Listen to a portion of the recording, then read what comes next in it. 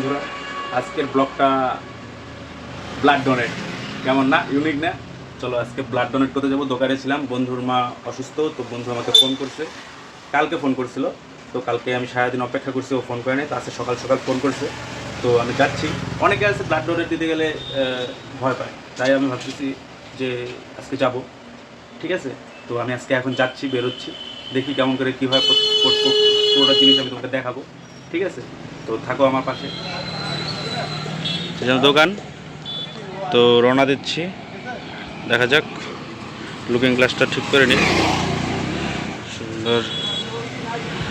চলো তাহলে আগাই। হ্যাঁ,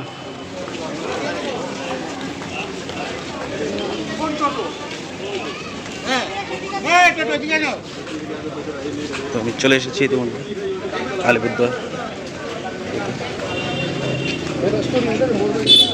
ব্লাড ব্যাংক,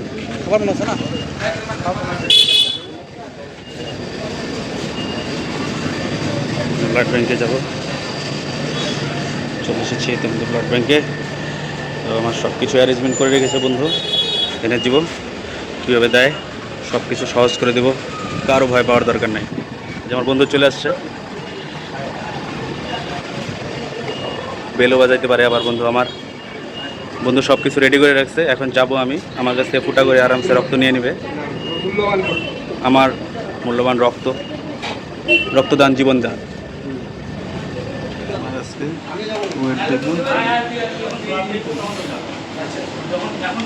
আর শিখেছি, চলে এসছি আমি।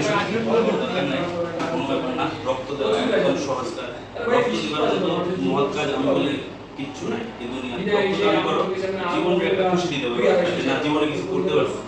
তো প্রতি 3 মাস পর পর আমি রক্ত দিয়ে থাকে, সে বন্ধু কৃপায়।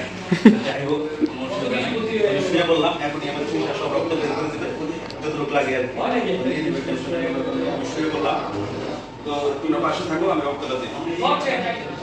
টেনশনের কোনো ব্যাপার নাই, এই রক্ত দিয়ে দিতেছি, কিছু মনে হয় না।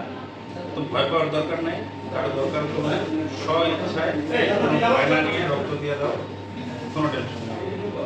ঠিক আছে, দেখো আমার কোনো রকম ফিল হইতেছে না, জাস্ট একটু মানে যে পিঁপড়ে কামড় দেয় এর থেকে কম। পিঁপড়ে কামড় দিলে তো বোঝা যায়, এটা যে মানে যে তাও বোঝা যায় না।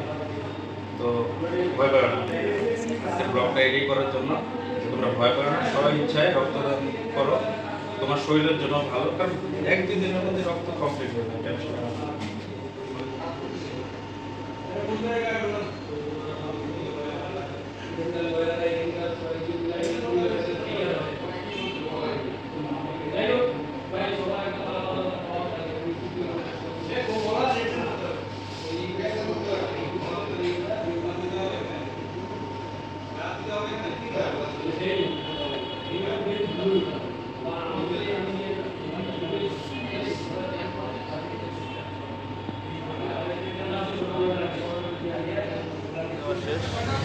বাড়ি যাই, সবাই যেন রক্তদান করো, মানুষের জীবন বাঁচাও, এর মতো বড় কাজ আর নেই।